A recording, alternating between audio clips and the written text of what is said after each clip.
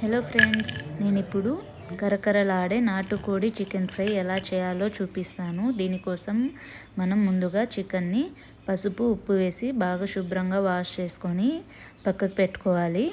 ఆ తర్వాత ఒక కుక్కర్లో మనం వాష్ చేసి పెట్టుకున్న ముక్కల్ని వేసేసుకొని ఇందులో కొంచెం ఉప్పు కొంచెం పసుపు వేసేసి ఇలా బాగా కలిపేసుకోవాలి.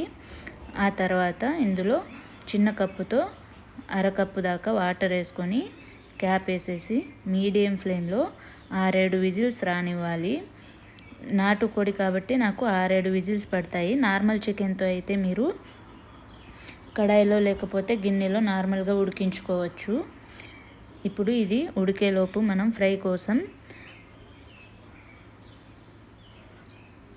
ఒక 4-5 పచ్చిమిర్చిల్ని ఈ విధంగా పొడుగ్గా కట్ చేసుకొని పెట్టుకుందాము. అదేవిధంగా 5-6 వెల్లుల్లి రెబ్బల్ని కూడా పెట్టుకుందాము. ఒక గుప్పెడు కరివేపాకుని తీసుకొని ఈ విధంగా పక్కకు పెట్టేసుకోవాలి. 6-7 విజిల్స్ వచ్చాక స్టవ్ ఆఫ్ చేసేసి విజిల్ అంతా పోయాక ఈ విధంగా తీసి చూపిస్తాను చూడండి. ముక్క ఉడికిందా లేదా అనేది. నాకైతే కరెక్ట్గా ఉడికింది. ఈ విధంగా ఉడికిన తర్వాత ఇందులో వాటర్ ఎంత మిగిలాయో చూపిస్తాను చూడండి. ఇంకా ఇంత వాటర్ ఉంది కదా. ఇప్పుడు ఇందులో వాటర్ అనేది లేకోకుండా మీడియం టు హై ఫ్లేమ్లో పెట్టుకొని బాగా ఉడికించుకోవాలి. ఇందులో వాటర్ అంతా అయిపోయాక స్టవ్ ఆఫ్ చేసేసి మళ్ళీ స్టవ్ పైన కడాయి పెట్టేసి ఈ స్పూన్తో నేను 1.5 స్పూన్ దాకా ఆయిల్ తీసుకుంటున్నాను.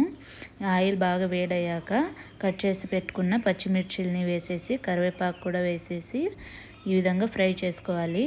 అందులోనే 1 స్పూన్ దాకా జింజర్ గార్లిక్ పేస్ట్ వేసుకొని ఫ్రై చేసుకోవాలి.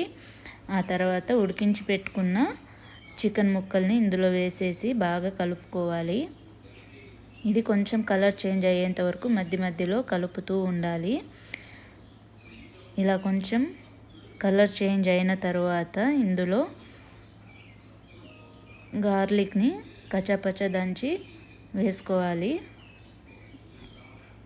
ఇలా ఒకసారి బాగా కలిపేసి ఇది కొంచెం ఇంకా బాగా కలర్ చేంజ్ అయ్యాక ఇందులో మీకు ఇంకా ఎంత సాల్ట్ కావాలో అంత చెక్ చేసుకొని తీసుకోండి. అదేవిధంగా నేను ఇక్కడ 1.5 స్పూన్ దాకా కారం పొడి తీసుకుంటున్నాను. అదే ధనియా పౌడరు 2 స్పూన్స్ దాకా తీసుకుంటున్నాను.